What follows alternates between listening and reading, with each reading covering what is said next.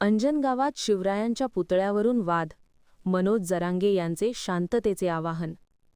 सोलापूर जिल्ह्यातील अंजन गावात शिवरायांच्या पुतळ्यावरून 2 गटांत वाद निर्माण झाला. तणाव वाढल्यामुळे परिसरात जमावबंदी लागू करण्यात आली आहे. मराठा आंदोलक मनोज जरांगे यांनी दोन्ही गटांना शांत राहण्याचे आवाहन केले आहे. अंजन गावात पुतळ्याच्या मुद्द्यावरून मराठा आणि धनगर गटांत तणाव निर्माण झाला. या पार्श्वभूमीवर प्रशासनाने जमावबंदी लागू केली. मनोज जरांगे यांनी पत्रकारांशी बोलताना म्हटले की मराठा धनगर वाद पेटू नये, चर्चेतून तोडगा काढला जाईल. जरांगे यांनी पुढे सवाल उपस्थित केला, कोणाचा डाव आहे का? पुतळ्याच्या मुद्द्यावरून तेढ निर्माण करण्याचा प्रयत्न केला जात आहे का? दोन्ही समाजांनी संयम आणि शांतता राखावी, असे मनोज जरांगे यांनी आवाहन केले. परंतु इकडं एवढी दुर्दैवी घटना घडली होती की आपलेच बांधव 8 जणांचा इकडं अपघातामध्ये मृत्यू झाला आणि 5-7 जण हॉस्पिटलला कलावती हॉस्पिटलला ॲडमिट आहेत. त्यामुळं इकडंच दुःखाचं खूप मोठं डोंगर गावावरती कोसळून आम्ही इकडं आलो होतो. मी त्याची संध्याकाळी माहिती घेतो व्यवस्थित. परंतु माझं सगळ्यांना आग्रहाचे विनंती आहे, मराठा असो किंवा धनगर असो, तुम्ही शांततेनं घ्या. आपण बसून त्याच्यावरती काय विषय त्याच्यावरती तोडगा नक्की काढू.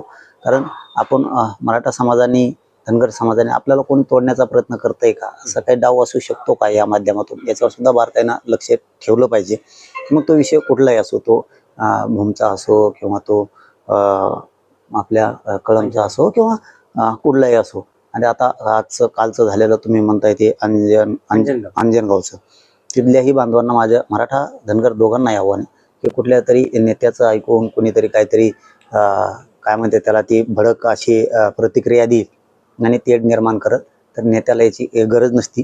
ते हमेशाच इकडं तिकडं पळत असते, बोंबलतच, त्याला ती सवयच असते नासक्यापणाची. इकडं जाय तिकडं उलशी खाय, इकडं उलशी खाय, त्याला ती सवय असते. धनगर बांधवांनी मराठा बांधवांनी समजून घ्या आणि शांतता ठेवा दोघांनीही. आपण त्याच्यात काय विषय ते बसून शांततेत त्याचा तोडगा नक्की काढू. मी आज संध्याकाळी त्याची पूर्ण माहिती घेतोय, विषय काय, शांततेत तोडगा निघल. धनगर बांधवांनी विश्वास ठेवा आणि मराठ्यांनी विश्वास ठेवा. फक्त शांततेत घ्या. वाद होईल अशा ठिकाणी किमान आपण शांततेने घेतलं पाहिजे. आपण त्या गावासाठी दौरा वगैरे करणार असं काही ठरलंय का? नाही, तसं ठरलं नाहीये. परंतु मी आज संध्याकाळी पूर्ण माहिती घेतो त्याची की काय काय घडलंय काय. मी सकाळी माहिती घेणार होतो, परंतु अचानक ही फोन आल्यामुळं मग इकडं अंत्यसंस्काराला यायला लागलं. मी आज संध्याकाळी पूर्ण माहिती घेतो.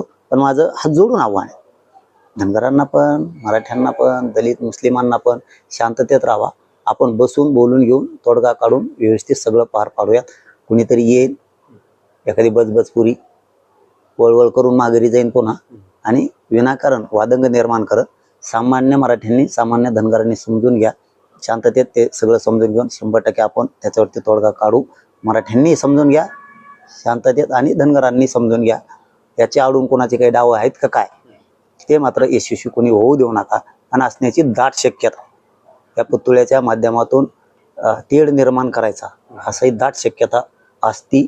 याच्यावरती विचार करा आणि शांत राहावा. आपण याच्यावर तोडगा नक्की काढू. बरं, एक शेवटचा राजकीय प्रश्न.